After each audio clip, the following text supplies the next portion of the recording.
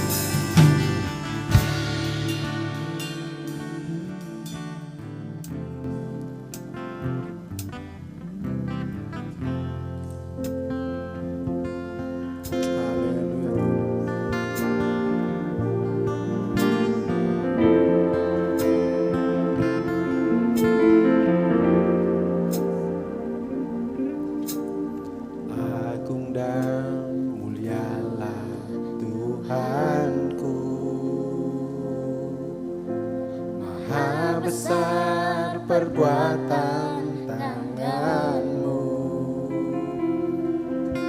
yang berkuasa atas surga dan seluruh bumi.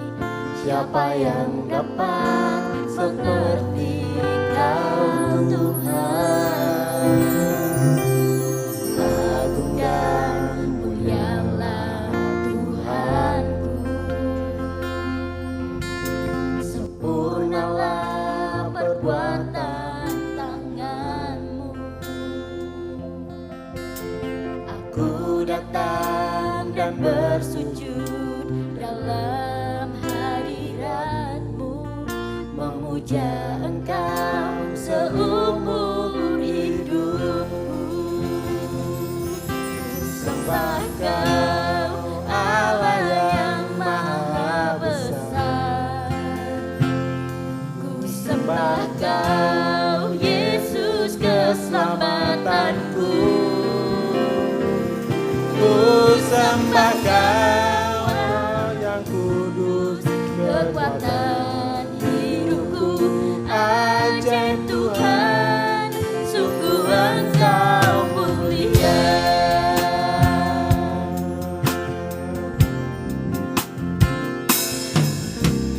Agung dan mulialah Tuhanku, maha besar perbuatan tangan-Mu yang berkuasa atas surga dan seluruh bumi. Siapa yang dapat seperti Kau Tuhan? Agung dan mulialah Tuhanku, sempurnalah perbuatan tangan-Mu. Aku datang dan bersujud dalam hadirat-Mu, memuja Engkau seumur hidupku. Sembah Kau Allah yang maha besar, ku sembah Kau Yesus keselamatanku. Ku sembah Kau yang kudus kekuatan hidupku. Ajaib Tuhan, sungguh Engkau mulia. Allah yang maha besar, sembah Kau Yesus keselamatanku. Ku sembah Kau Roh yang kudus kekuatan hidupku. Ajaib Tuhan, sungguh Engkau. Sekali ketiga, ku sembah Kau. Saya undang semuanya bangkit berdiri. Allah yang maha besar, sembah Kau Yesus keselamatanku. Ku sembah Kau Roh yang kudus kekuatan hidupku. Ajaib Tuhan, sungguh Engkau mulia. Kita nyanyikan bait pertama kembali. Agung dan mulialah. Agung dan mulialah Tuhan. Maha besar perbuatan tangan-Mu yang berkuasa atas surga dan seluruh bumi. Siapa yang dapat seperti Kau Tuhan? Agung dan mulialah Tuhanku, sempurnalah perbuatan tangan-Mu. Amin. Ku datang dan bersujud dalam hadirat-Mu,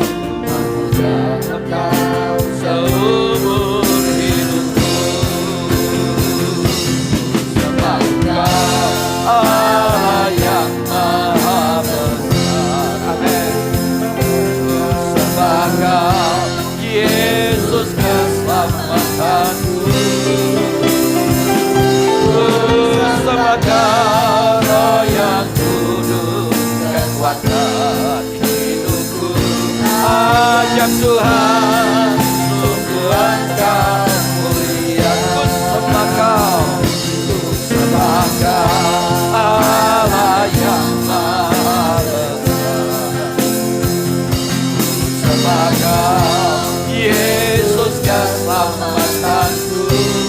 Amin. Ku sembah Kau, Roh yang kudus dalam ajaib Tuhan, sungguh Engkau mulia. Ajaib Tuhan, sungguh Engkau mulia. Sungguh Engkau, sekali lagi katakan ajaib Tuhan. Ajaib Tuhan, sungguh Engkau mulia.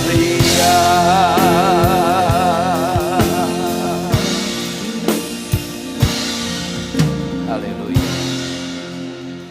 Bapak Ibu Saudaraku yang saya kasih dalam Tuhan Yesus Kristus, mari arahkan hati kita kepada Tuhan. Kita mulai ibadah pada sore hari ini.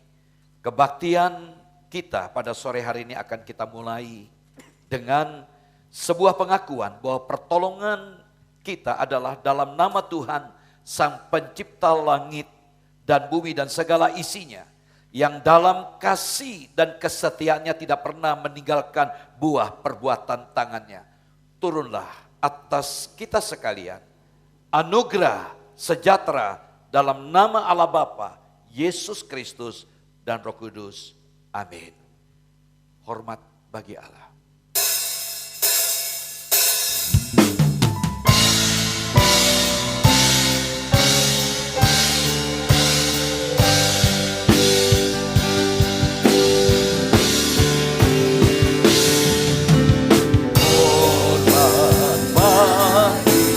Allah Bapa, hormat bagi adanya, hormat bagi Roh Kudus ketiganya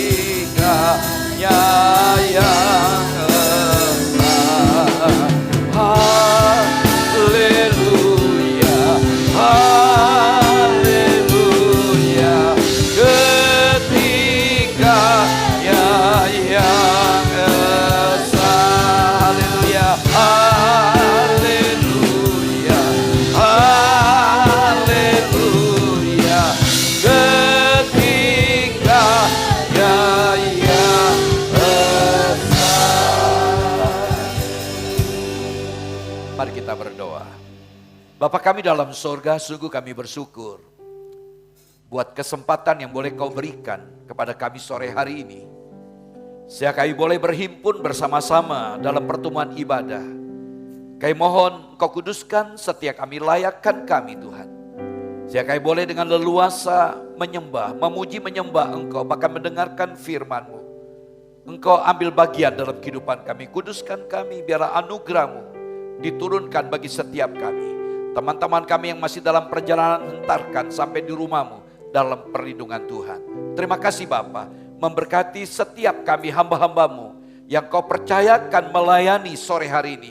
Dalam urapan Tuhan, kami serahkan seluruh kekasih kami yang Kau percayakan melayani pada sore hari ini. Terima kasih Bapa, kami bersyukur dan kami akan awali ibadah kami ini dalam nama-Mu Tuhan Yesus.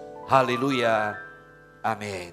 Puji Tuhan. Sebelum duduk, saya mengucapkan shalom. Selamat beribadah saudaraku. Silakan beri salam kiri kanan. Ya, selamat kita beribadah. Tuhan Yesus memberkati. Silakan duduk kembali, saya serah kepada Om Didit memimpin selanjutnya. Puji Tuhan, shalom Bapak Ibu Saudara yang dalam Tuhan. Ya, semuanya bersuka cita. Saya boleh lihat tangan yang terangkat yang bersuka cita pada sore hari ini. Haleluya. Kita punya Tuhan yang baik. Amin. Kasihnya dari dulu sekarang sampai selama-lamanya kekal. Haleluya. Yuk semuanya boleh angkat tangan, boleh tepuk tangan, naikkan pujian kita. Allah itu baik.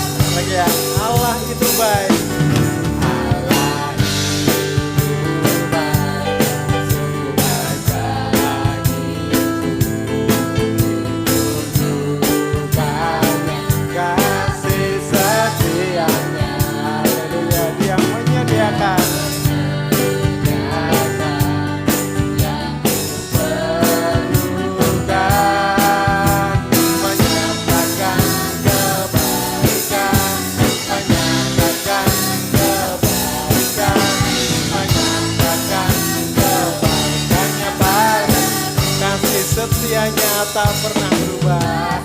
Setianya tak pernah berubah.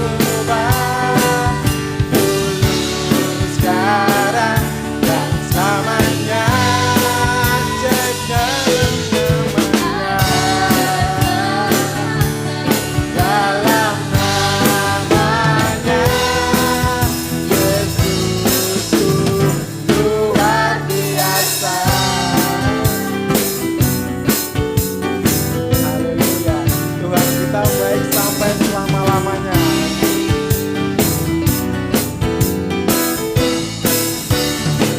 Allah itu baik buat kita. Allah itu baik, sungguh baik bagiku. Tunjukkannya kasih setianya yang menyediakan yang ku perlukan, menyatakan kebaikan, menyatakan kebaikan, menyatakan kebaikannya Bapa, kasih setianya selama-lamanya. Tak pernah berubah, dulu, sekarang, dan selamanya. Ajaib dan kuasa dalam namanya. Yesusku luar biasa, kasih setianya.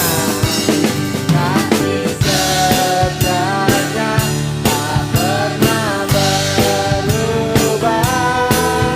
Dulu, sekarang, dan selamanya. Ajaib dan kuasa dalam namanya. Yesusku luar biasa. Yesusku luar biasa. Yesusku luar biasa. Yesusku luar biasa. Yesusku luar biasa.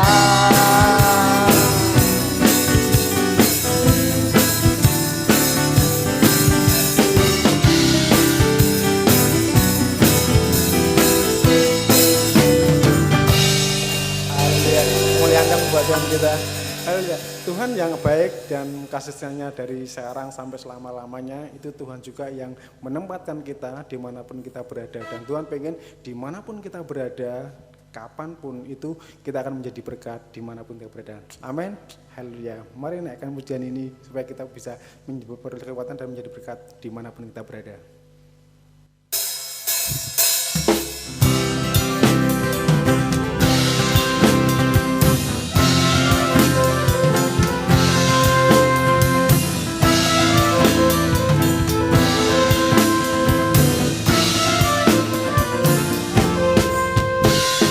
Kami yang telah ditebus dengan darah yang kudus, mengangkat pujian bagimu.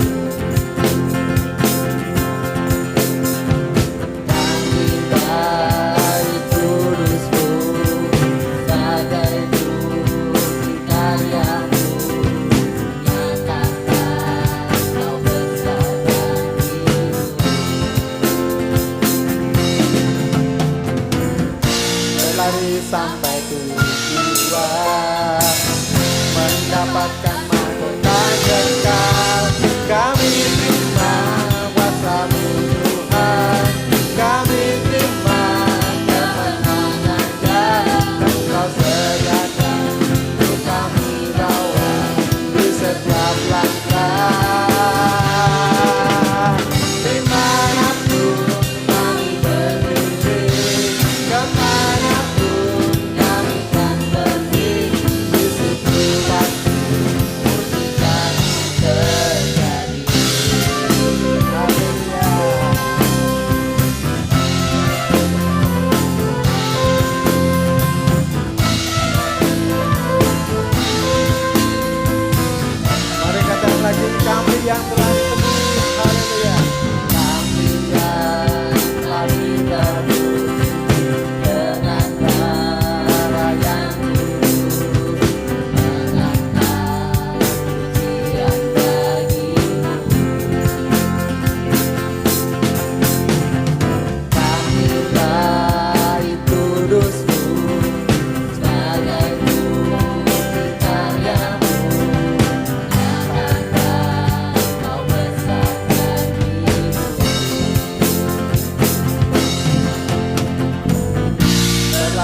sampai tujuan, mendapatkan sambutan kekal.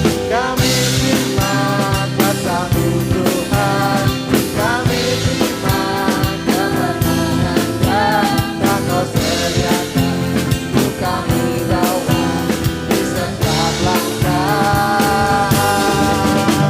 Dimanapun kami berdiri, kemanapun kami kan pergi, di situ pasti mujizat-Mu terjadi. Kami terima kuasa-Mu Tuhan, kami terima kuasa-Mu Tuhan, kami terima kemenangannya yang Kau sediakan untuk kami bawa di setiap langkah.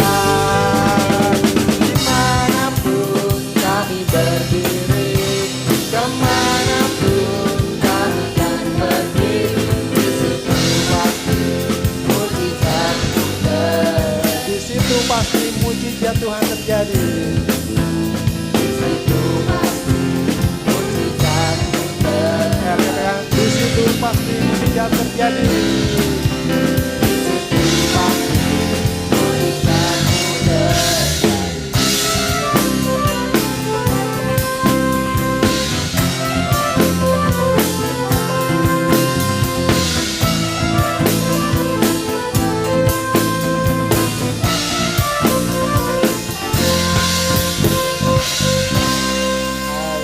Yuk saya undang semuanya bangkit berdiri. Tuhan yang membuat kita berdiri dimanapun kita akan menjadi berkat, dan karena namanya Dia memberi yang terbaik buat kita. Haleluya.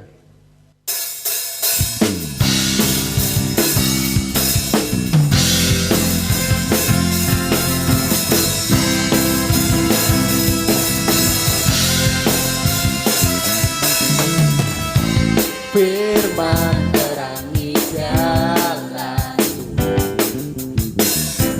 bisa iman di setiap waktu, lindungi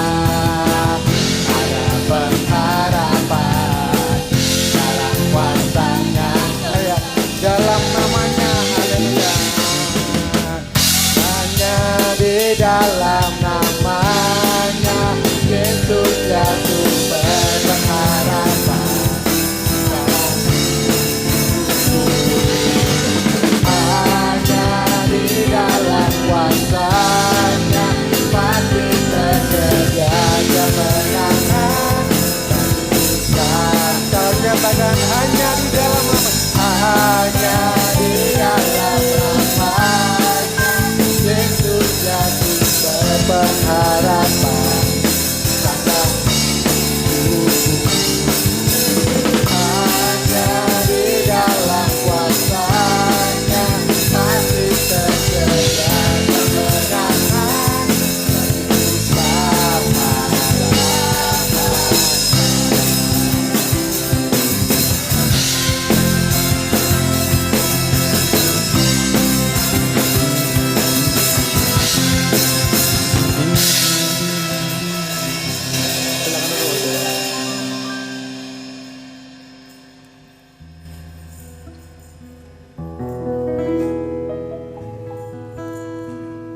Terima kasih Tuhan. Kami bersyukur memiliki Tuhan seperti Engkau yang memberikan kami kekuatan, dan dalam nama-Mu kami boleh dimenangkan dalam setiap pergumulan kami Tuhan. Dalam hidup kami rindu memberikan yang terbaik bagi-Mu Tuhan. Haleluya.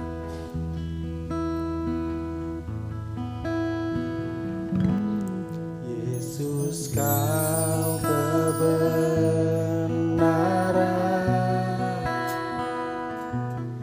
yang menyelamatkanku. Kau memberikanku hidup dan pengharapan.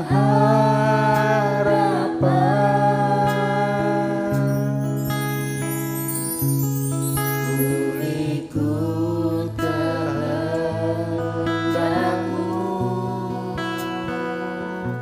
ku perlu anugerah-Mu. Ku nyatakan janji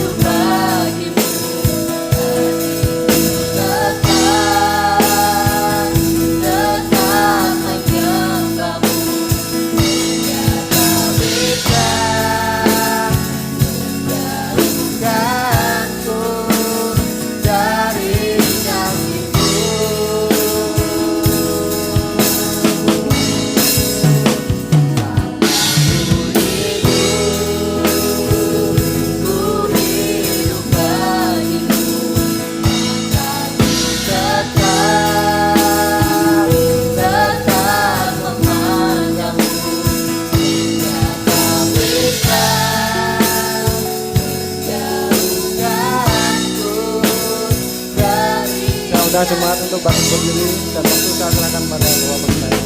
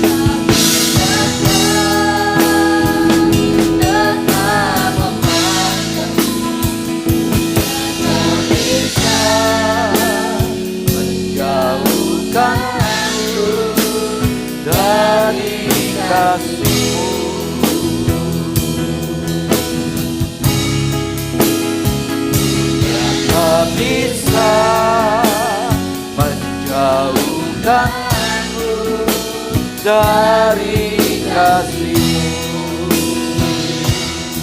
Haleluya. Tak bisa menjauhkanku dari kasih-Mu.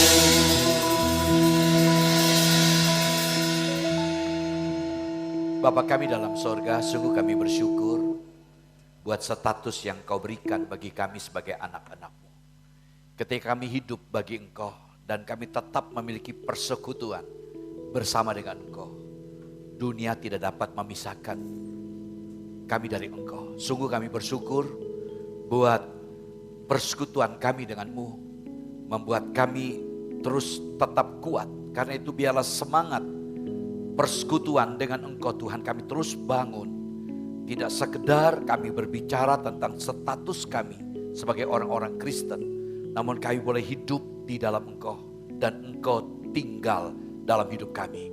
Terima kasih Bapa. Ini waktunya kami akan mendengarkan firman-Mu. Biarlah Kau berbicara pada setiap kami.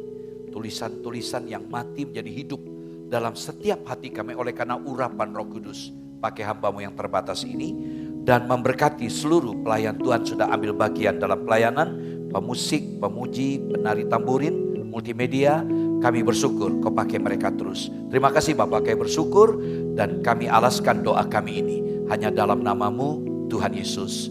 Haleluya. Amin. Puji Tuhan, saya akan duduk kembali. Shalom. Shalom. Puji Tuhan, selamat sore saudaraku yang saya kasih. Tema kita sore hari ini gandum yang bertumbuh di tengah lalang. Ini tema yang menarik dan juga ya saya katakan ngeri-ngeri sedap juga karena ada sebuah peringatan dan juga ancaman yang boleh kita pikirkan, kita renungkan, tapi penghiburan dan kekuatan dari Tuhan. Nah saudaraku yang saya kasih dalam Tuhan Yesus Kristus, kita fokus kepada bagian ayat utama menjadi sentral perenungan kita dalam Matius pasal 13 ayat 24 sampai 30 lalu dilanjutkan ayat 36 sampai 43. Nah saudaraku yang saya kasih, kemarin saya sempat mengirim quote ya semacam firman Tuhan dalam sebuah foto begitu. Bagaimana kita seharusnya menjadi Kristen yang bertumbuh ya di dalam Tuhan, bertumbuh dalam Kristus. Saya bacakan Kolose pasal 2 ayat 6 sampai dengan ayat 7. Demikian firman Tuhan. Kamu telah menerima Kristus Yesus Tuhan kita. Karena itu hendaklah hidupmu tetap di dalam Dia. Hendaklah kamu berakar di dalam Dia dan dibangun di atas Dia. Hendaklah kamu bertambah teguh dalam iman yang telah diajarkan kepadamu. Dan hendaklah hatimu melimpah dengan syukur. Saudaraku, mengapa surat ini ditulis oleh Paulus kepada jemaat yang ada di Kolose? Jemaat Kolose sangat terusik oleh karena gangguan, baik dari aspek internal maupun dari aspek eksternal. Dari internal ada upaya mereka membangun kehidupan rohani mereka. dengan cara-cara agama-agama yang lalu dari pandangan mereka, Yudaism. Mereka mulai memperhitungkan tentang hari raya segala macam, hitungan bulan segala macam. Dari aspek eksternal, dari pandangan filsafat yang diagungkan oleh orang Yunani, yaitu pandangan gnostikisme. Nah, pandangan gnostikisme ini, saudaraku, menekankan pengetahuan. Dan konsep berpikir dari pandangan gnostik, dari kata ginosko, yaitu pengetahuan. Mereka berasumsi, ya saudaraku, bahwa keberdosaan seseorang itu karena dia bodoh. Nah, supaya dia bisa lepas dari keberdosaannya, hidup dosanya, dia harus menjadi orang pandai. Padahal kitab suci mengajar bahwa kita berdosa bukan karena masalah bodoh atau pandai. Karena Alkitab katakan semua manusia telah berbuat dosa dan telah kehilangan kemuliaan Allah. Dan akibat dosa itu maut. Tetapi itu yang diagungkan oleh pandangan gnostik. Dan kita tahu muncullah istilah kita tahu dalam budaya Yunani yang begitu mengental, Helenisme. Yang begitu kuat dalam pengetahuan mereka. Dan rupanya kekesanan mulai diusik oleh pandangan gnostik ini. Nah, sehingga Paulus menegaskan kepada mereka dalam ayat 6 tadi, kamu sudah menerima Yesus sebagai Tuhan. Nah, karena kamu sudah menerima Yesus sebagai Tuhan, lalu ada himbauan, perintah dalam bentuk imperatif. Ya, dikatakan hidupmu hendaklah hidupmu tetap di dalam Dia. Terima kasih buat nyanyian Om Didit tadi. Jadi hendaklah hidupmu tetap di dalam Dia. Kamu sudah menerima Yesus sebagai Tuhanmu. Tapi yang diminta oleh Paulus tetap di dalam Tuhan. Saya katakan tadi bentuk imperatif, bukan anjuran, bukan saran, perintah. Artinya nggak bisa tidak, harus dilakukan. Ditambah dengan aktif, kata kerja aktif. Artinya harus ada inisiatif dari diri kita untuk melakukannya. Karena nggak bisa tidak, harus dilakukan, bukan pasif. Orang pasif itu didorong-dorong, ayo maju. Ya, ditarik-tarik, ada nyanyian ya, didorong-dorong, mengapa tak mau maju, ditarik-tarik. Itu pasif. Kalau aktif enggak, dalam dirinya ada keinginan. Lalu bentuk waktu present tense, yaitu kala kini, waktu sekarang. Artinya kita harus terus menerus hidup di dalam Kristus. Status kita memang Kristen karena kita terima Yesus. Namun kita diminta harus memiliki relasi. Jadi Kristen bukan sekedar agama. Ya, tetapi ada sebuah kehidupan relationship. Relasi yang kita bangun bersama-sama dengan Tuhan. Ini artinya kekesanan bukan sebuah keyakinan. Bukanlah sebuah keyakinan teologis saja. Tetapi saudaraku, gaya hidup iman. Lifestyle kita adalah iman.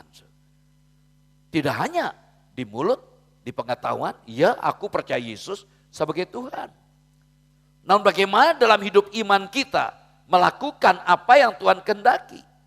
Nah, kata hidup ini menarik. Hidup tetap, kata hidup ini dari kata peripatio. Dalam bahasa Yunani peripatio artinya berjalan. Bahkan ekstrimnya berjalan mondar-mandir, berjalan keliling bersama Yesus. Artinya kemana Yesus pergi kita ada di situ. Ketika ujian ada keinginan nyontek, enggak jadi karena ada Yesus. Amin. Ketika pacaran ada dorongan yang enggak, ada Yesus, kita tetap bersama Dia. Kita akan berkata tidak karena ada Tuhan Yesus bersama kita. Dalam dunia kerja kita ada godaan-godaan yang tidak-tidak, kita bisa berkata tidak. Artinya Kita mau tetap bersekutu dengan Tuhan dimanapun, kemanapun, dalam situasi apapun, kita tetap bersekutu. Karena kita punya tujuan hidup menjadi serupa dengan Kristus. Nah itu yang Paulus kehendaki. Nah untuk itu dikatakan dipertegas dalam ayat 7.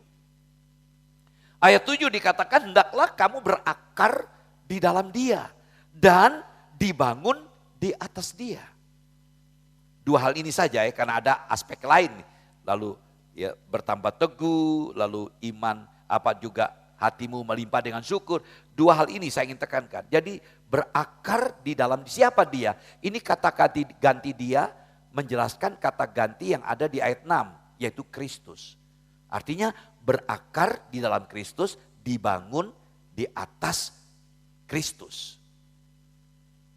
Saudaraku, Paulus sangat jeli dalam mengungkapkan pengajarannya atau pernyataannya. Dia menggunakan istilah perkebunan atau pertanian, berakar. Lalu kemudian dalam segi aspek bangunan gedung, dibangun. Nah dua istilah ini menarik. Saudaraku yang saya kasih dalam Tuhan Yesus Kristus, kita lihat di sini. Yang pertama, berakar di dalam Kristus. Ketika kita bicara akar, tentu kita ingat pohon. Ya, bagaimana sebuah pohon akan menjadi kuat kalau berakar? Demikian juga hidup kekristenan. Nah kita bisa kuat kekristenan kita bukan hanya berdasar pengakuan, oh saya Kristen, saya percaya Yesus. Tapi ketika ada problem kita digoyahkan, kita menjadi lemah. Kita punya prinsip karena kita berakar. Nah ketika kita kaitkan dengan spiritual, ya kehidupan rohani, akar rohani itu berfungsi sebagai apa? Pondasi hidup ya Kristen kita sehingga kita menjadi kuat. Jadi dengan kata lain, kalau kita tidak berakar di dalam Kristus, sulit. Mungkin saudara semangat ke gereja melihat pendeta. Atau maaf, Anda begitu bangga dengan seseorang sehingga saudara bisa ada di gereja. Tapi bagaimana ketika orang tersebut mengecewakan saudara? Seringkali kita goyah oleh karena orang. Orang yang kita harapkan menjadi penguat, mungkin orang kita harapkan menjadi contoh teladan lalu melemahkan kita. Karena itu mari kita belajar hari ini. Kekristenan menjadi kuat ketika kita berakar dalam Kristus. Saya masih ingat kisah nyata sampai hari ini di Amerika, di California. Ada pohon namanya redwood, pohon merah. Pohon merah ini memiliki ketinggian 100 meter lebih ke atas. Bukan hanya 1-2 pohon, ini di Taman Nasional di California. Dan pohon ini bisa berusia sekitar 2.500 tahun. Manusia saja nggak mungkin segitu.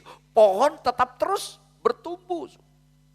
Yang menarik, walaupun pohon ini tinggi, tapi nggak gampang tumbang sehingga awet panjang umur sampai ribuan tahun.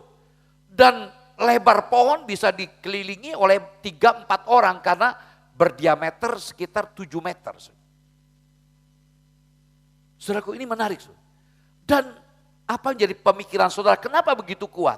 Akarnya akar serabut. Padahal kita punya bayangan akar serabut mudah tumbang. Tapi dari akar serabut saling mengait satu yang lain sehingga kokoh sampai ribuan tahun. Kehidupan kekristenan seperti itu.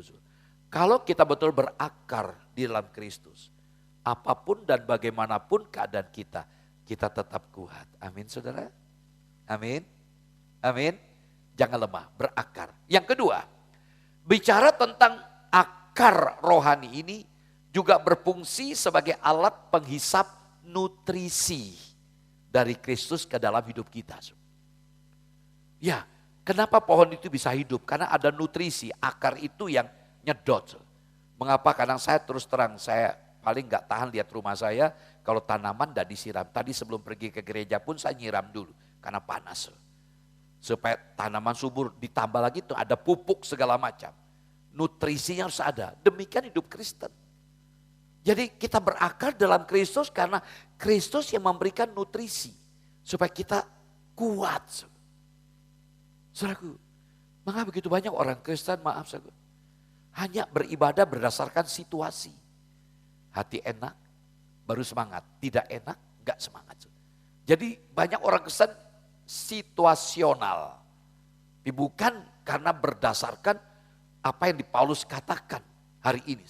Karena itu kita diminta untuk betul-betul berakar dalam Kristus. Nah, bagaimana supaya kita semakin berakar? Simple ajaran Tuhan. Sederhana sekali. Kita lihat dalam Yohanes pasal 8 ayat 31 sampai 32. Demikian firman Tuhan, maka katanya kepada orang-orang Yahudi yang percaya kepadanya, jikalau kamu tetap dalam firman-Ku, kamu benar-benar adalah murid-Ku. Dan kamu akan mengetahui kebenaran, dan kebenaran itu akan memerdekakan kamu. Jadi berakar dalam Tuhan itu sangat tergantung bagaimana persekutuan saudara dengan firman Tuhan. Perhatikan kata tetap, saya tandai merah. Jikalau kamu tetap dalam firman-Ku, kata tetap ini memberikan arti dari kata Yunaninya meno. Nah, kata meno itu memiliki pengertian stay, tinggal, menetap. Pak Agus aslinya orang Lampung. Ya, sukunya si Jawa, tinggal di Lampung. Saudaraku, tetapi beliau sekarang stay di Ngesrep. Sampai dapat istri orang Ngesrep. Tinggal di Semarang maksud saya. Stay tinggal, itu makna kata meno. Jadi ketika kita kaitkan jikalau kamu tetap dalam firman-Ku, artinya kita memiliki persekutuan dengan firman Tuhan. Dalam Yohanes 15 ayat 4 sampai 5, bahkan satu perikop itu diulangi terus kata tinggal, tinggal, tinggal dalam bahasa Inggris, abide in me. Tinggallah dalam aku, dalam bahasa Yunani, homeno. Artinya kita memiliki persekutuan yang tetap. Nah, jadi ketika kita punya persekutuan yang tetap tinggal dalam firman, dikatakan kamu betul-betul murid-Ku yang sejati. Jadi berarti ada orang Kristen yang tidak sejati. Ada orang, maaf kalau pakai bahasa kasarnya, ada orang Kristen yang palsu, imitasi. Enggak benar-benar Kristen. Kenapa? Karena dia tidak punya persekutuan dengan firman. Ya, persekutuannya dengan informasi yang lain-lain. Hubungan dengan firman tidak ada. Dan dikatakan tadi kalau benar-benar kamu tetap dalam firman-Mu, dikatakan dalam firman Tuhan, kamu akan mengetahui kebenaran. Dan itu sangat faktual. Bagaimana kita bisa tahu tentang Yesus kalau kita tidak bersekutu dengan Yesus? Artinya kita semakin mengenal Yesus kalau kita semakin melekat dengan Dia. Kita sebagai contoh, kita tidak akan mungkin bisa mengenal seseorang lebih dalam kalau kita tidak mendekat. Sehingga ada pameo berkata, tak tahu maka tak kenal maka tak sayang. Gak mungkin kita berperilaku konyol karena kita sudah merasa sudah waktunya kita punya pasangan hidup tapi kok belum dapat. Lalu di mall kita ketemu orang yang rasanya pas, ideal untuk kita. Sebagai cowok, mbak, kita besok kawin yuk. Saudara bisa dilemparin sepatu atau apa. Atau mas, kita kawin yuk malam ini. Ini wanita macam apa? Enggak mungkin, pasti lewat kenalan dulu. Ya kita lihat, boleh kenalan, ngobrol, ya bikin janji, minta nomor HP-nya. Lama-lama kok rasa cocok ya. Cocok lalu kita ngambil keputusan jadi teman, sahabat, dari sahabat, teman istimewa sampai kita menikah. Demikian. Mengapa saya katakan bagi teman-teman masih muda, kalau engkau ingin menikah, jangan maaf ya, hanya gunakan perasaan. Perasaan bisa menipu, hari ini berkata I love you, besok I lupa you. Ya, cinta itu butuh pertimbangan, pertimbangkan dengan matang. Latar belakangnya bagaimana? Ya saudaraku, keluarganya bagaimana, pendidikannya bagaimana, tanggung jawab bagaimana, kesehatannya. Tapi kalau memang betul-betul cinta, tabrak saja enggak apa-apa. Tapi sudah melewati pertimbangan. Bisa saudara tahu, Anda sebagai putri, ya tahu bahwa cowok Anda kena HIV, ya cinta mengalahkan segala-galanya. Tapi kalau Anda tidak berarti Anda siap tidak punya anak, ada resiko. Nah jadi perlu pertimbangan, jangan hanya tabrak. Aku cinta kamu, mengapa saya katakan pada yang muda. Kalau engkau mengambil keputusan untuk pacaran, buka ketika pacaran, buka matamu lebar-lebar. Jangan tutup mata, buka mata. Karena itulah kesempatan untuk mengenal pasangan, dengan mengenal kita dapat menyesuaikan diri. Nah kalau kita sudah bisa mengenal menyesuaikan diri, itu memungkinkan komunikasi dibangun dengan baik. Demikian juga tentang Tuhan. Mari saudaraku, kita nggak mungkin bisa mengenal Tuhan secara pribadi lebih dalam kalau kita tidak punya persekutuan. Dan kalau kita punya persekutuan, maka kebenaran itu diungkapkan dan dengarkan. Kemerdekaan itu juga kebenaran itu akan, saya ulang, kebenaran itu akan memerdekakan saudara. Kenapa ada banyak orang Kristen kok rasanya belum merdeka ya? Maka tema ini akan saya angkat nanti pada tanggal 20 Agustus. Ya, kemerdekaan spiritual. Banyak orang masih terikat, enggak merdeka. Dan masalahnya kenapa enggak merdeka? Dia mencoba berusaha dengan dirinya, kekuatannya dia, enggak mungkin. Kebenaran Tuhan itulah yang membuat kita lepas dari kepahitan, kejengkelan, rasa dendam, luka-luka lama kita. Kita akan bebas kalau kita ada dalam kebenaran. Itulah yang dimaksudkan oleh Paulus, berakarlah di dalam Kristus. Artinya milikilah persekutuan dengan Kristus. Maka engkau akan tahu kebenaran, itu ajaran Tuhan Yesus. Yang kedua, Kolose 2 ayat yang ke-7, dibangun di atas dia. Artinya dibangun di atas Kristus. Jadi pondasinya Kristus, bukan yang lain. Bukan karena rasa ketertarikan punya teman di sebuah gereja. Ya sehingga semangat, sehingga bisa jadi pacar. Ketika putus, goodbye, gak jadi Kristen lagi. Bukan. Bangun di atas Kristus, bukan oleh karena ada pendeta hebat, Anda ikuti dia, Anda akan kecewa. Kristus menjadi dasar. Ini berarti saudara siap ya menempatkan Kristus yang utama. Dan sekaligus Yesus menjadi pusat dari kehidupan saudara, bukan diri saudara dan saya. Artinya Kristosentris, berpusat pada Kristus, atau teosentris, berpusat kepada Allah, bukan egosentris kepada diri. Penyakit egosentris itu bisa ada di mana-mana. Dalam diri pendeta yang bisa berkhotbah, egonya kalau kuat, apapun dia labrak, walaupun dia tahu itu salah.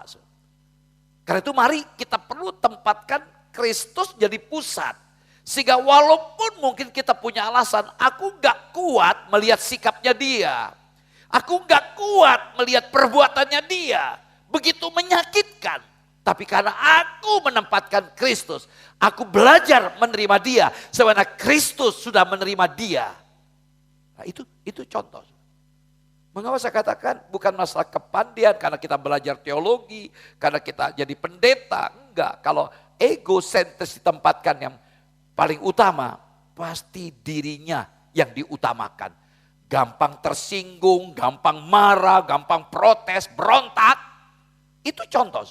Tapi kalau Kristosentris berpusat pada Yesus, ya walaupun aku dilukai, aku disakiti, aku belajar menerima kenyataan ini sebagai bagian dari proses kehidupan ini. Matius 13 ayat 24 sampai 30, ayat 36 sampai 43. Matius pasal 13 ayat ke-24 sampai ayat yang ke-30, dilanjut 36 sampai 43. Yesus membentangkan suatu perumpamaan lain lagi kepada mereka, katanya, hal kerajaan sorga itu seumpama orang yang menabur benih yang baik di ladangnya. Tetapi pada waktu semua orang tidur, pada waktu semua orang tidur, datanglah musuhnya menaburkan benih lalang di antara gandum itu lalu pergi. Ketika gandum itu tumbuh dan mulai berbulir, nampak jugalah lalang itu. Maka datanglah hamba-hamba tuan ladang itu kepadanya dan berkata, Tuan, bukankah benih baik yang Tuhan taburkan di ladang Tuan? Dari manakah lalang itu? Jawab tuan itu, seorang musuh yang melakukannya. Lalu berkatalah hamba-hamba itu kepadanya, jadi maukah Tuan supaya kami pergi mencabut lalang itu? Tetapi ia berkata, jangan, sebab mungkin gandum itu ikut tercabut pada waktu kamu mencabut lalang itu. Biarkanlah keduanya tumbuh bersama sampai waktu menuai. Pada waktu itu aku akan berkata kepada para penuai, kumpulkanlah dahulu lalang itu dan ikatlah berkas-berkasnya untuk dibakar. Kemudian kumpulkanlah gandum itu ke dalam lumbungku. Ayat 36 sampai 43 ini arti makna dari perumpamaan yang kita baca tadi. Maka Yesus pun meninggalkan orang banyak itu lalu pulang. Murid-muridnya datang dan berkata kepadanya, jelaskanlah kepada kami perumpamaan tentang lalang di ladang itu. Ia menjawab katanya, orang yang menaburkan benih baik ialah anak manusia, ladang ialah dunia. Benih yang baik itu anak-anak kerajaan dan lalang anak-anak si jahat. Musuh yang menaburkan benih lalang ialah iblis. Waktu menuai ialah akhir zaman dan para penuai itu malaikat. Maka seperti lalang itu dikumpulkan dan dibakar dalam api, demikian juga pada akhir zaman. Anak manusia akan menyuruh malaikat-malaikatnya dan mereka akan mengumpulkan segala sesuatu yang menyesatkan dan semua orang yang melakukan kejahatan dari dalam kerajaannya. Semuanya akan dicampakkan ke dalam dapur api, di sanalah akan terdapat ratapan dan kertakan gigi. Pada waktu itulah orang-orang benar akan bercahaya seperti matahari dalam kerajaan Bapa mereka. Siapa bertelinga, hendaklah ia mendengar. Amin. Berbahagia yang membaca, mendengarkan, serta merenungkan dan memelihara firman Tuhan ini. Menarik sekali. Ayat 24 kita menjumpai ada kata ungkapan kerajaan surga. Dalam Injil Matius kita menjumpai ungkapan ini, kerajaan surga, kerajaan surga. Karena memang Paulus Matius menulis Injil Matius ini diperuntukkan kepada orang-orang Israel, orang Yahudi. Kalau kita melihat dalam Injil Lukas bukan menggunakan kerajaan surga tapi kerajaan Allah. Karena diperuntukkan kepada Theophilus, orang Yunani yang sudah menjadi Kristen. Tapi inti, kenapa saya ungkapkan ini? Artinya sama, kerajaan surga, kerajaan Allah itu sama. Dan kedua ungkapan ini merujuk kepada pemerintahan atau kedaulatan Allah di dunia ini. Jadi Allah ingin kita ada tunduk di bawah otoritasnya. Mengapa? Dalam kehidupan kita pun demikian. Ada otoritas, kita harus tunduk pada otoritas. Ya Tuhan berikan suami di rumah, istri tunduk, dan anak semua harus nurut. Ya submit kepada orang tua. Nah, di sini kita melihat, ya dari awal kita sejarah Israel pun demikian. Allah tidak menghendaki sebenarnya ada raja ya di zaman Saul waktu itu. Tapi karena tuntutan Israel, ya mereka ingin seorang pemimpin, pada Allah sudah memberikan hakim-hakim di awal. Mengapa? Ada kitab hakim-hakim. Jadi manusia itu dipercayakan oleh Allah, tapi sistem yang diberikan oleh Allah adalah sistem teokrasi. Artinya Allah itu sebagai raja di atas segala raja. Manusia itu tunduk kepada otoritasnya. Tapi karena tuntutan Israel, dan sampai detik ini ada presiden, ada raja, ada perdana menteri. Nah itu sedikit gambarannya. Jadi sebagai umat Kristen kita siap ada di bawah otoritasnya, tunduk. Nah di sini kita melihat dalam bacaan kita ini ada istilah lalang dan gandum. Sebenarnya kalau di ensiklopedi ada dua gambaran. Saya ambil salah satu saja. Kita melihat dalam gambaran ini, saudaraku, ya ini lalang, ini gandum. Jadi waktu masih belum bernas, berisi, ya belum berisi ya apa itu ya punya buah, itu artinya ya ini hampir sama, bertumbuh sama-sama dan sulit membedakan. Jadi membedakan ketika siap dituai. Nah itu saudaraku. Nah orang menyebut lalang itu sebagai darnel berjanggut atau dalam istilah Latin lolium temulentum. Sementara orang Yahudi menyebut itu zunim. Kata zunim muncullah kata zina. Sehingga diungkapkan oleh orang Yahudi karena saking bencinya tidak suka dengan lalang ini. Bagi petani itu dianggap kutukan sehingga harus dibasmi. Sehingga disebut oleh orang Yahudi sebagai gandum haram. Nah saudara, seperti saya katakan tadi, lalang dan gandum itu mirip, sulit dibedakan. Sehingga ketika ada keinginan untuk mencabut, mereka kaget ketika benih bertumbuh kok ada benih yang lain. Biarkan, jangan dicabut. Karena resiko bagi gandum. Biarkanlah, tunggu sampai pada waktu menuai nanti. Barulah kelihatan mana lalang dan mana gandum. Nah saudaraku yang saya kasih dalam Tuhan Yesus Kristus. Jadi kita melihat perumpamaan ini menarik untuk kita pikirkan, untuk kita renungkan. Sangat-sangat memberkati saya secara pribadi sehingga saya bagikan kepada saudara perumpamaan ini. Nah saudaraku, jadi kita amati di sini bahwa iblis, kita melihat di sini bagaimana bahwa firman Tuhan ini yang kita pelajari ini, bahwa iblis itu menentang kerajaan Allah. Kerajaan Allah itu sudah ada, dipersiapkan sebelumnya. Dan Allah ingin menegakkan kerajaan itu. Tapi iblis menentang kerajaan Allah dengan berupaya mencuri firman Tuhan dari dalam hati manusia. Karena itulah perumpamaan ini diberikan. Matius 13 ayat yang keempat dan ayat 19. Matius 13 ayat 4 dan 19. Pada waktu ia menabur, sebagian benih ini jatuh di pinggir jalan, lalu datanglah burung dan memakannya sampai habis. Datang burung memakan benih itu sampai habis. Ayat 19 penjelasannya. Kepada setiap orang yang mendengar firman tentang kerajaan surga, tetapi tidak mengertinya, datanglah si jahat dan merampas yang ditaburkan dalam hati orang itu, itulah benih yang ditaburkan di pinggir jalan. Nah jadi benih yang ditabur pinggir jalan itu menggambarkan orang yang mendengarkan firman tidak mengerti lalu diambil oleh si jahat. Jadi inilah upaya iblis. Menentang kerajaan Allah dengan berusaha mencuri firman Tuhan. Ya dari dalam hati kita yang mendengarkan khotbah bisa jadi. Namun bila hal itu gagal, dia tidak mampu mencurikan saudara betul-betul mengerti, bisa menangkap pesannya, maka dia berusaha dengan cara lain. Dia memiliki cara-cara lain untuk menyerang firman Allah itu. Nah, dalam konteks pembicaraan kita di sini dari ayat 24 sampai ayat yang ke-35 kita menjumpai ada 3 perumpamaan yang diberikan oleh Yesus. Lalang, biji sesawi, dan ragi.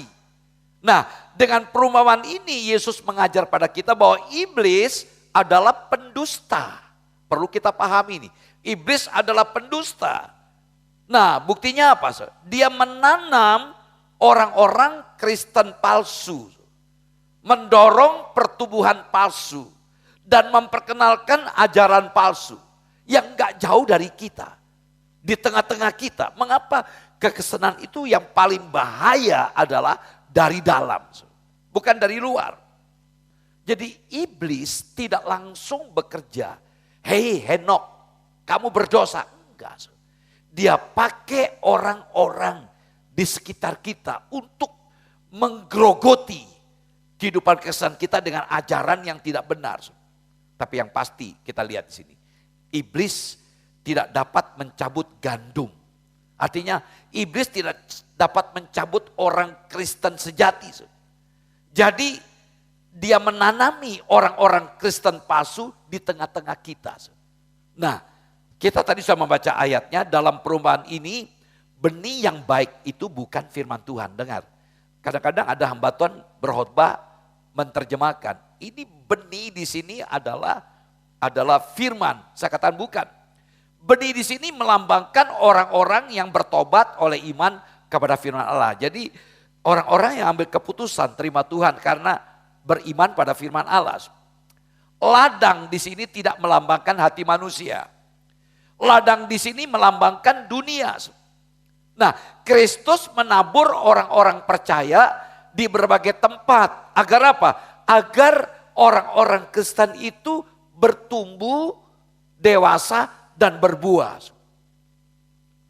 Ini prinsip yang perlu kita pegang. Mengapa? Saya sangat setuju dengan pemuridan. Kita perlu ada sebuah komunitas kecil untuk saling menjaga, untuk bertumbuh, terpelihara bersama-sama. Bahkan gereja kita ini mengambil sebuah keputusan mengadakan, saudaraku, parenting. Kerjasama dengan CBN, hanya berapa gereja jadi percontoh? 40 ya Pak. 40 gereja menjadi contoh untuk Indonesia dulu. Salah satu contoh di gereja ini. Kita perlu belajar. Nah saudaraku, kita pahami ini, Allah ingin kita berbuah supaya kita menjadi serupa dengan Dia. Tolong Pak Agus bacakan Yohanes 12 ayat 23 sampai sebenarnya 24 saja ya, minta maaf. Salah ketik, sampai ayat 24. Yohanes pasal 12 ayat 23 sampai 24. Yohanes 12 ayat yang ke-23 dan 24. Tetapi Yesus menjawab mereka katanya, telah tiba saatnya anak manusia dimuliakan. Aku berkata kepadamu sesungguhnya jikalau biji gandum tidak jatuh ke dalam tanah dan mati, ia tetap satu biji saja. Tetapi jika ia mati, ia akan menghasilkan banyak buah. Jadi esensi dari pesan ini apa? Biji gandum itu ketika jatuh harus tertanam di tanah dan bertumbuh supaya menghasilkan buah. Jadi Allah ingin kita berbuah. Nah namun perlu dipahami, Tuhan menabur orang-orang percaya di berbagai tempat. Lewat penginjil, lewat hamba Tuhan, lewat penginjilan-penginjilan pribadi. Namun dimanapun Tuhan Yesus menabur orang-orang Kristen sejati, iblis tidak mau berhenti bekerja. Dia datang dan menabur orang-orang Kristen palsu yang ada di sekitar kita. Perlu dipahami. Ini agak keras saya sampaikan ini supaya kita memahami. Jangan sekedar kita ada di gereja, kita harus mengerti hakikat panggilan kita sebagai orang Kristen dengan tujuan menjadi serupa dengan Kristus. Nah, saya ngambil kesimpulan ya. Jadi kalau dijabarkan butuh waktu panjang, ini aja sudah setengah jam lebih ya. Nah, saudaraku, kata kunci dari perikop yang kita pelajari ini satu kata, biarkanlah. Menarik, so. Ini sesuatu yang mengapa saya begitu terkesan ketika menggali firman ini. So. Jadi ayat kuncinya terletak di ayat 30. Jadi saya baca aja ayat 29 sampai 30. Tetapi ia berkata jangan. Sebab mungkin gandum itu ikut tercabut pada waktu kamu mencabut lalang itu. Biarkanlah keduanya tumbuh bersama-sama sampai waktu menuai. Ini ajaran yang sangat kontradiktif. So. Ya. Kenapa kok dibiarkan bertumbuh? Karena ada alasan, kalau dicabut lalang, gandum ikut tercabut. Biarkanlah. Nanti pada waktunya kita lihat. Nah, dari ayat ini, saya mengambil 3 kesimpulan dari apa yang kita baca ini. Pertama, selalu ada kuasa si jahat yang menghancurkan benih yang baik. Artinya begitu, sementara saudara sudah menerima Yesus, saudara ingin bertumbuh. Setan tidak mau berhenti bekerja. Mencoba untuk menghalangi, menjegal saudara. Dengan hal-hal di sekitar Anda lewat maaf tanda petik orang-orang yang bisa mengusik. Yang mengganggu, menjegal saudara. Supaya benih gandum itu tidak berbuah. Dan kata lain saudara tidak berbuah, itu maksud dari perumpamaan ini. Tuhan ingin semua kita berbuah. Bahkan dalam Yohanes 15 ayat 16. Kita disuruh pergi menghasilkan buah dan buah itu tetap. Jadi Tuhan tidak mau kita hidup Kristen dengan tangan hampa. Enggak, Allah ingin kita berbuah. Kalau kita bicara berbuah banyak hal ya, tapi saya ingin tekankan dalam hal ini adalah karakter kita. Sehingga serupa dengan Kristus. Berbuah bisa membawa jiwa-jiwa, ada banyak hal. Bisa ambil bagian dalam pelayanan, tapi dalam konteks ini adalah bagaimana karakter kita. Mengapa saya berani berkata? Tuhan tidak tertarik melihat skill, kecakapan saudara. Walaupun saudara pandai main musik. Tapi kalau karakter Anda busuk, percuma. Allah lebih tertarik kepada karakter ketimbang karunia atau bakat. So, ini, karena di dunia sudah banyak keahlian kita lihat. Bahkan kita melihat Kejadian pasal 4, segala macam ahli, ahli bangunan, ahli perang, ahli pertanian ada. Kejadian pasal 4. Nah saudaraku yang saya kasih, karena kalau kita menyadari bahwa ada kuasa si jahat yang bisa menghancurkan benih yang baik itu, kita diminta biarkanlah. Dalam teks Yunani kata biarkanlah ini artinya tinggalkan, buanglah, lepaskan. Artinya putuskan relasi. Jangan kamu terusik oleh karena hal-hal si jahat itu yang membuat Anda terganggu untuk bertumbuh dan berbuah. Jangan putuskan relasi seperti seorang yang mau bercerai. Dia putuskan relasi dengan pasangannya. Mengapa kata apiemi ini bisa berarti ampuni. Ampuni mereka. Jadi ketika kita diperhadapkan dengan perilaku-perilaku yang tanda petik menghambat kita untuk berbuah, untuk bertumbuh dan berbuah.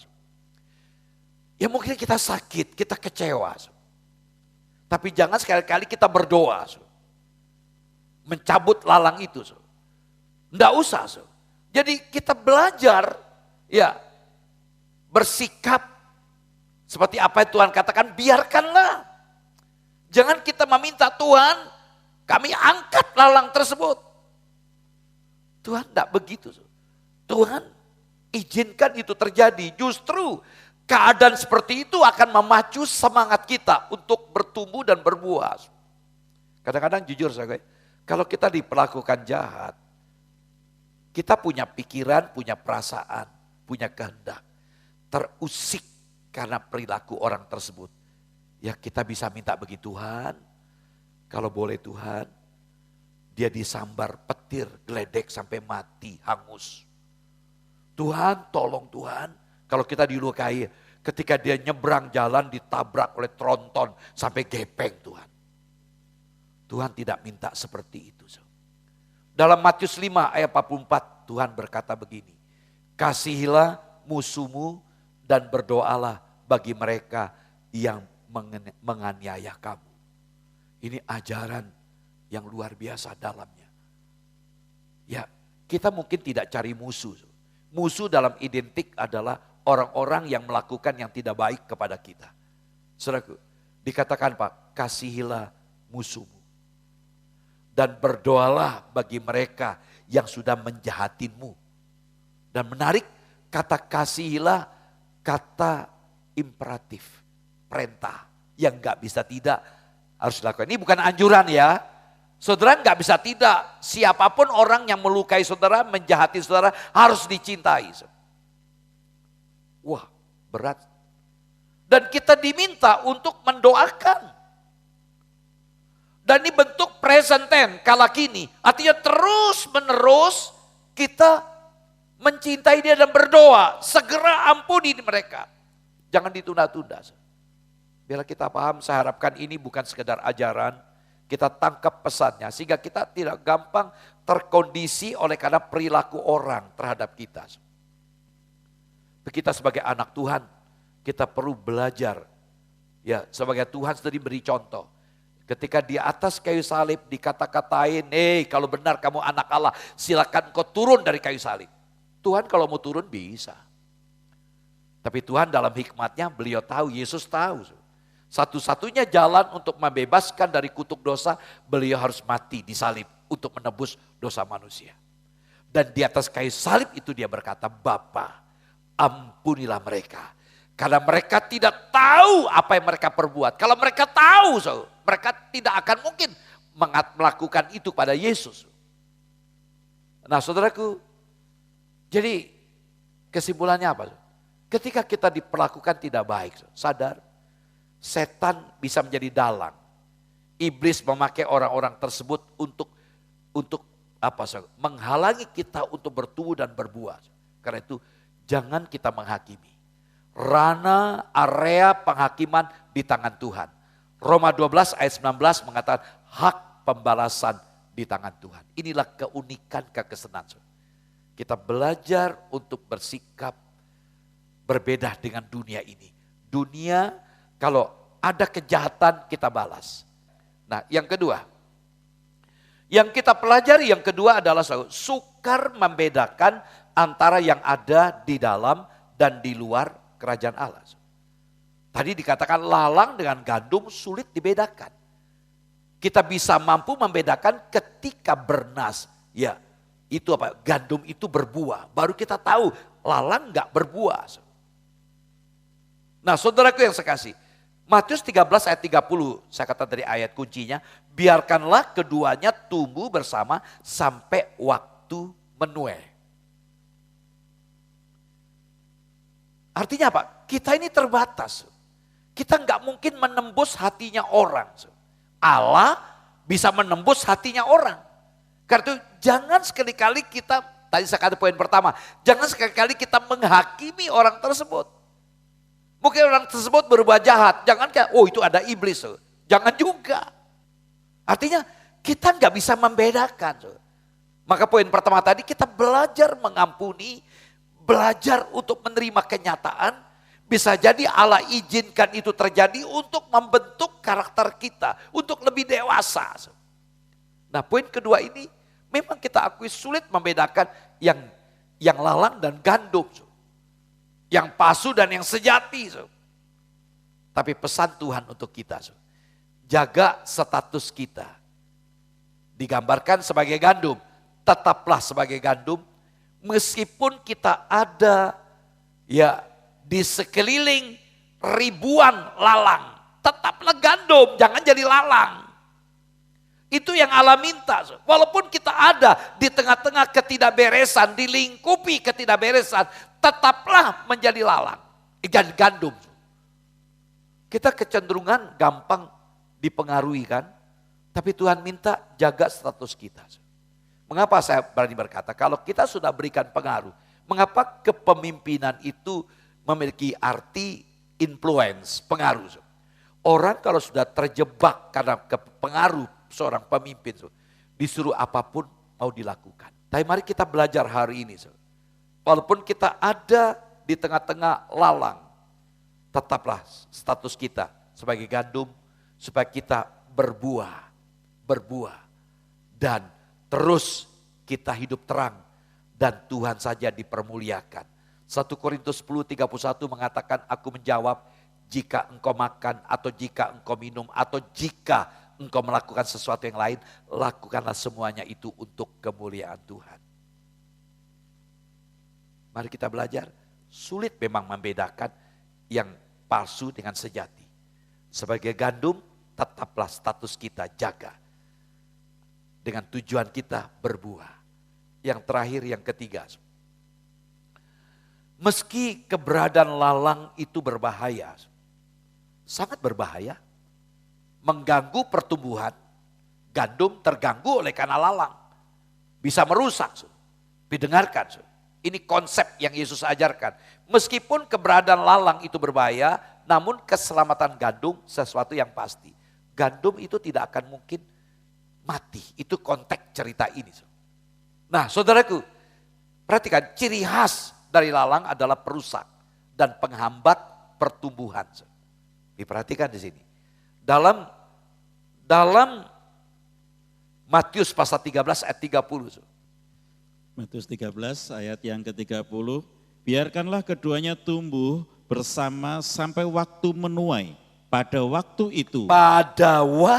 itu Aku akan berkata kepada para penuai, kumpulkanlah dahulu lalang itu dan ikatlah berkas-berkas untuk dibakar, kemudian kumpulkanlah gandum itu di dalam lumbung. Ayat 42, 43. Ayat 42 dan 43, semuanya itu akan dicampakkan ke dalam dapur api, di sanalah akan terdapat ratapan dan kertakan gigi. Pada waktu itulah orang-orang benar akan bercahaya seperti matahari dalam kerajaan Bapa mereka.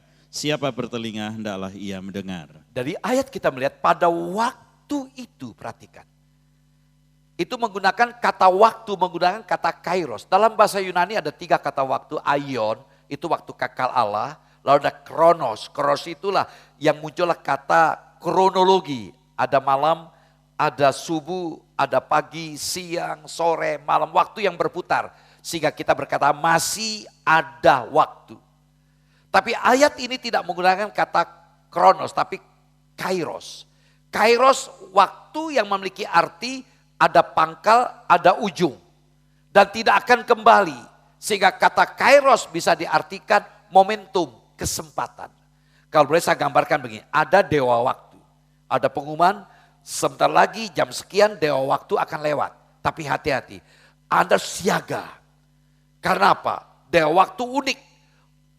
Di kepala bagian depan rambutnya panjang. Di kepala bagian belakang gundul, pelontos. Jadi kalau dia lewat ketika ada pernyataan dewa waktu datang. Kita siaga, mungkin dari sana kita siaga. Ketika dia papasan kita cepat-cepat pegang rambut yang di depan. Pegang sehingga ketangkap dia. Tapi kalau terlambat kita pegang belakangnya pasti lolos. Itulah kesempatan. Memang seringkali kita menyesalkan ketika kesempatan itu berlalu. Nah ini bicara tentang apa? Penentuan akhir, penghakiman yang Tuhan lakukan. Tadi kita baca ayat-ayatnya. Jadi ketika mulai waktu menuai, lalang itu dicabut, dikumpulkan, dibakar. Itu menggambarkan orang Kristen palsu, dibakar. Dan orang Kristen sejati gandum, dikumpulkan, digambarkan di lumbungnya Tuhan. Lalang dibakar habis. Ini bicara tentang pengadilan akhir nanti. Bicara tentang eskatologi akhir zaman, itu akan terjadi nanti. Mengapa firman Tuhan hari ini diminta kepada kita? Kalau kita diperlakukan jahat oleh seseorang, enggak usah dibalas. Memang sulit membedakan. Biarlah Tuhan yang ambil bagian. Karena pada waktunya Tuhan akan menyatakan pengadilan. Memang kalau kita bicara pengadilan Kristus, ada 5.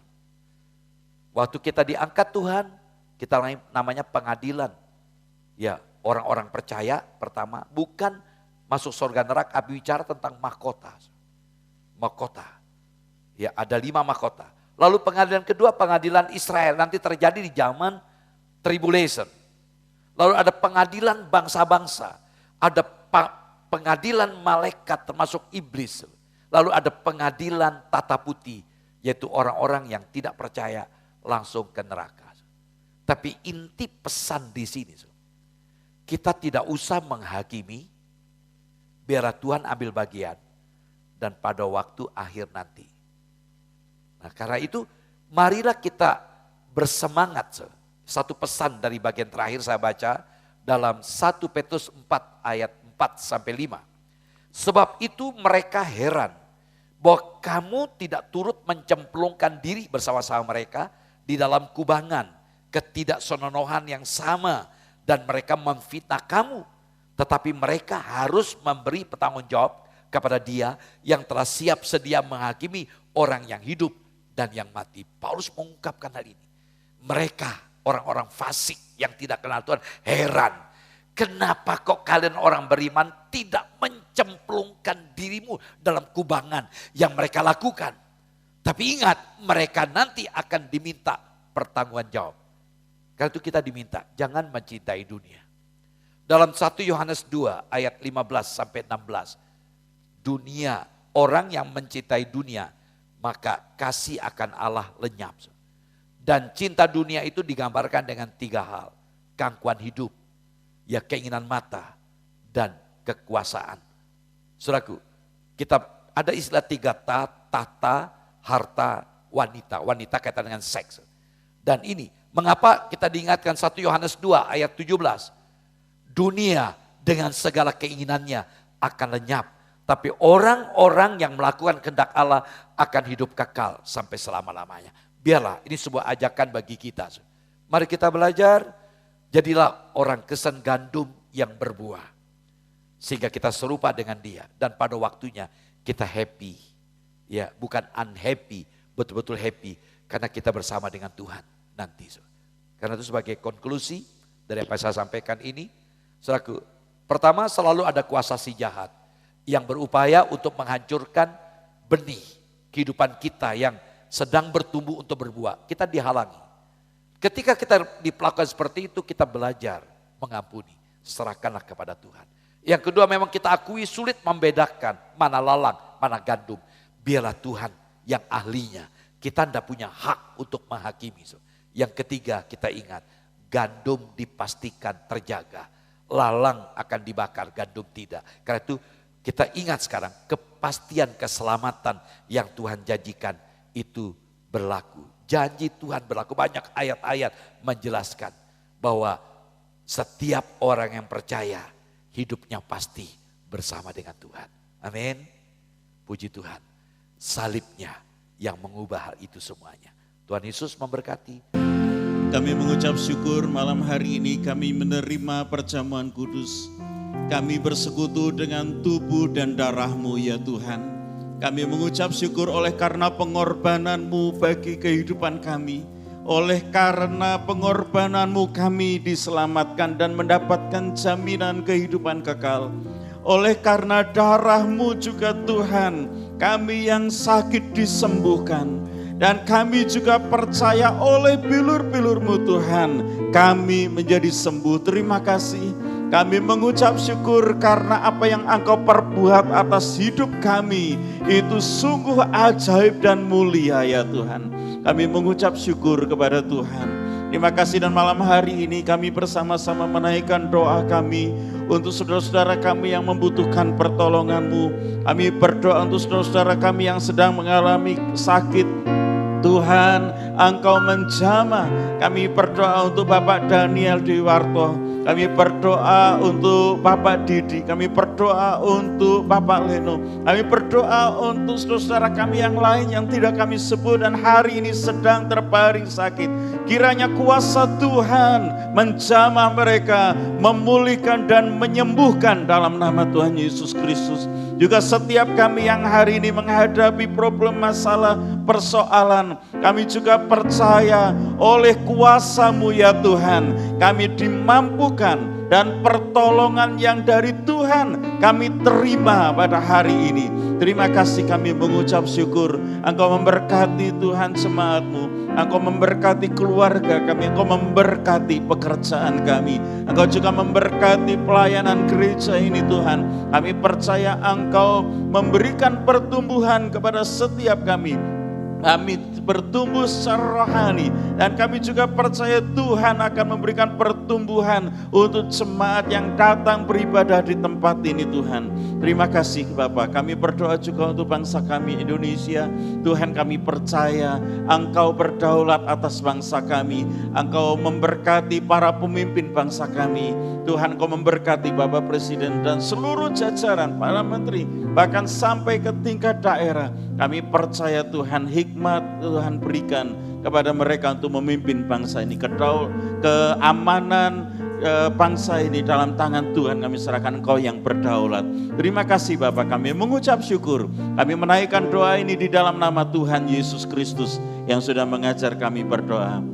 Bapa kami yang ada di surga, dikuduskanlah nama-Mu, datanglah kerajaan-Mu, jadilah kehendak-Mu di bumi seperti di surga. Berilah kami pada hari ini makanan kami yang secukupnya, dan ampunilah kami akan kesalahan kami, seperti kami juga telah mengampuni orang yang bersalah kepada kami. Dan janganlah membawa kami ke dalam pencobaan, tetapi lepaskanlah kami daripada yang jahat, karena Engkaulah yang punya kerajaan dan kuasa dan kemuliaan sampai selama-lamanya. Amin. Bapak Ibu, kita tetap bangkit berdiri, bersama-sama kita akan mengucapkan pengakuan iman kita seturut dengan pengakuan iman rasuli. Aku percaya kepada Allah Bapa yang Maha Kuasa, Khalik langit dan bumi, dan kepada Yesus Kristus anaknya yang tunggal Tuhan kita, yang dikandung dari Roh Kudus, lahir dari anak darah Maria, yang menderita sengsara di bawah pemerintahan Pontius Pilatus, disalibkan, mati dan dikuburkan, turun ke dalam kerajaan maut. Pada hari yang ketiga bangkit pula dari antara orang mati, naik ke surga, duduk di sebelah kanan Allah Bapa yang Maha Kuasa, dan dari sana ia akan datang untuk menghakimi orang yang hidup dan yang mati. Aku percaya kepada Roh Kudus, gereja yang kudus dan am, persekutuan orang kudus, pengampunan dosa, kebangkitan tubuh dan hidup yang kekal. Amin. Dipersilakan duduk kembali. Baik, kita akan bersama-sama mendengarkan pengumuman dari tim multimedia. Dipersilakan. GPT Kristus Alfa Omega Shalom Bapak Ibu yang terkasih dalam Tuhan Yesus. Pada saat ini kami akan menyampaikan warta gereja kita untuk sepekan ke depan. Kemudian yang selanjutnya untuk menara doa minggu ini akan diadakan pada hari Rabu jam 19 waktu Indonesia Barat. Pada minggu ini, pada menara doa hari Rabu ini, nanti akan dilayani oleh Bapak Pendeta Henoh Edi di Ruang Serbaguna dengan tema Belajar Berdoa Menurut Doa Bapa Kami, bagian yang ke-6. Jadi mari bersama-sama saya undang untuk Bapak Ibu sekalian bisa hadir untuk bersama-sama memuji Tuhan, berdoa, dan juga tentu kita akan belajar firman Tuhan bersama-sama. Dan pada minggu ini kita akan belajar kembali tentang doa Bapa Kami bagian yang ke-6 yang nanti akan dilayani oleh Bapak Pendeta Henoh Edi. Kemudian untuk ibadah minggu depan tanggal 20 Agustus 2023 baik ibadah pagi jam 6.30 ataupun ibadah siang jam 9 dan juga ibadah sore jam 16 akan mengambil tema kemerdekaan spiritual dan ini juga nanti akan dilayani oleh Bapak Pendeta Henoh Edi Haryanto. Khusus untuk teman-teman youth ini ada undangan yang spesial buat teman-teman semua yaitu dalam acara Youth Independence Day. Yaitu kita akan mengadakan lomba-lomba untuk memeriahkan Hari Kemerdekaan RI yang ke-78 yang akan dilaksanakan pada hari Kamis tanggal 17 Agustus 2023 pada pukul 9 waktu Indonesia Barat. Dan lomba-lomba ini akan diadakan di gereja ini, di GPT KO Ngesrep. Untuk dress code-nya merah putih. Sekali lagi, untuk teman-teman youth, kami undang untuk bisa datang bersama-sama untuk memeriahkan Hari Kemerdekaan RI yang ke-78 pada hari Kamis 17 Agustus tahun 2023 pukul 9 pagi. Dengan dress code merah putih, kita akan bersama-sama bersukacita untuk mengadakan berbagai lomba di gereja ini. Kemudian yang ketiga, untuk menunjang pelayanan dari teman-teman Youth Service GPT Ngesrep, yaitu acara 17 untuk acara peringatan 17 Agustus dan juga untuk homecoming party. Teman-teman youth mengadakan usaha pencarian dana dalam bentuk penjualan makanan dan minuman dan juga layanan pemeriksaan kesehatan. Di antaranya pemeriksaan gula darah, asam urat dan kolesterol. Buat Bapak Ibu, teman-teman yang berminat silahkan mampir di stand Youth Service di depan. Jadi bapak-bapak, ibu-ibu dan saudara sekalian bisa ikut berpartisipasi untuk boleh menolong teman-teman youth ini untuk dalam mereka mengadakan penggalangan dana. Ada penjualan makanan dan ada tes pemeriksaan kesehatan. Monggo silahkan. Kemudian untuk ibadah sekolah minggu Tabernacle Kids mulai hari Minggu tanggal 13 Agustus ini yang biasanya dimulai pada pukul 7.30, mulai minggu ini akan dimulai jam 6.30. Jadi untuk Bapak Ibu dan saudara-saudara sekalian, putra-putrinya atau adik-adiknya untuk ibadah sekolah Minggu Tabernacle Kids mulai hari ini, mulai diadakan pukul 6.30 waktu Indonesia Barat. Untuk ibadah teens diadakan pada hari Minggu jam 9 di ruang serbaguna untuk minggu depan tanggal 20 Agustus 2023. Kemudian gereja kita juga akan mengadakan baptisan selam yang akan diadakan pada tanggal 10 September tahun 2023 pukul jam 11 siang, yaitu setelah ibadah raya siang. Dan untuk teman-teman yang ambil bagian dalam baptisan ini, silahkan mendaftar ke Saudara Ardi atau staf yang ada di tata usaha gereja. Dan untuk katekisasi dilaksanakan setiap hari Senin pukul 17 waktu Indonesia Barat di ruang konsistori. Kemudian ada juga untuk warta yang bisa kami sampaikan khusus untuk adik-adik Tabernacle Kids bahwa pada hari Kamis tanggal 17 Agustus pukul 16 waktu Indonesia Barat akan diadakan kegiatan Jelajah Nusantara. Dan kegiatan ini akan diadakan di GBT Kristus Alpha Omega Jalan Gajah Mada. Jadi Bapak Ibu dan saudara-saudara sekalian yang nanti putra-putrinya ingin mendaftar, silakan bisa menghubungi sekretariat untuk anak-anaknya bisa ikut dalam acara ini dengan membayar kontribusi sebesar Rp10.000 dan ini nanti akan digunakan untuk membayar tiket tanda masuk dan juga untuk snack. Yang selanjutnya Bapak Ibu saudara, kami juga sampaikan bahwa untuk teman-teman semua, Bapak Ibu saudara sekalian yang rindu mengambil bagian untuk melayani Tuhan di tempat ini, mari bisa mendaftar melalui scan barcode yang ada di bangku jemaat atau juga yang ada di MMT atau poster yang ada depan sana, supaya kalau kita punya kerinduan untuk bersama-sama melayani Tuhan, mari kita bersama-sama bergandeng tangan, kita bersama-sama saling melayani sehingga Tuhan disenangkan dengan apa yang kita kerjakan dan tentu kemuliaan Tuhan semakin dinyatakan di gereja ini. Mari saya undang untuk Bapak Ibu saudara sekalian dengan talenta yang dimiliki, apapun itu, mari kita bersama-sama bergabung dalam pelayanan di gereja ini. Saat kita terjebak, terpenjara, terbelenggu, terikat di dalam dosa, masa lalu dan latar belakang kita, bukankah Tuhan sanggup membebaskan kita? Saat kita dihakimi, dihina, difitnah, bahkan ditertawakan oleh orang lain, bukankah Tuhan tidak sekalipun meninggalkan dan membiarkan kita? Dia tetap ada dan mengulurkan tangannya bagi kita. Bahkan saat kita terjatuh, bukankah Tuhan sanggup menopang kita dan tidak dibiarkannya kita jatuh tergeletak? Juga saat badai menerpa di hidup kita, bukankah Tuhan sanggup menolong dan bahkan melindungi kita? Kalau Dia sudah demikian mengasihi kita, maukah kita mengikut Dia?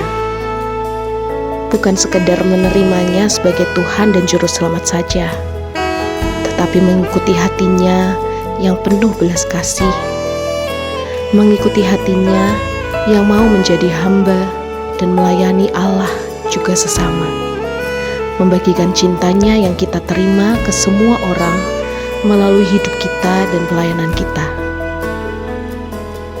Sekalipun melayani itu berat, tidak mudah dan butuh berkorban, tapi Tuhan ada untuk menolong dan memampukan kita.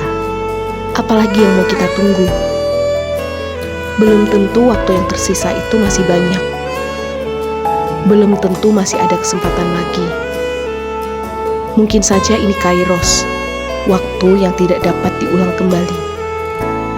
Masihkah kita enggan? Ambil keputusan. Mari kita layani Tuhan dan sesama. Dan izinkan Tuhan memimpin langkah-langkah kita. Hingga pada akhirnya nanti, Tuhan mendapati kita setia dan berkenan di hadapannya.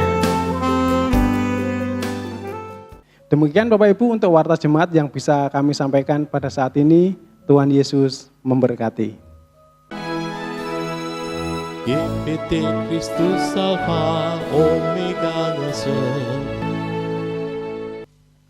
Mari kita berdiri.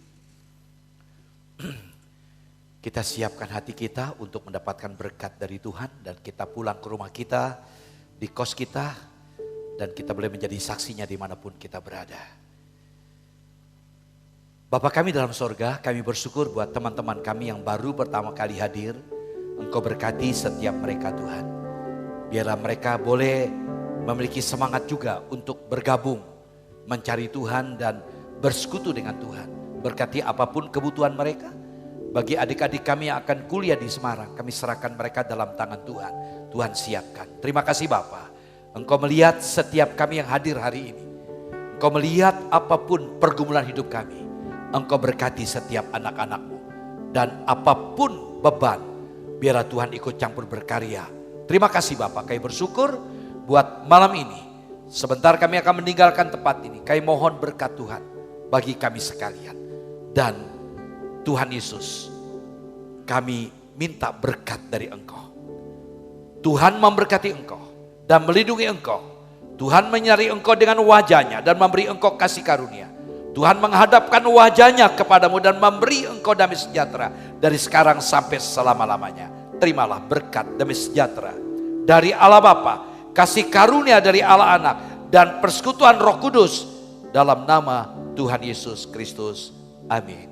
Shalom, shalom, shalom.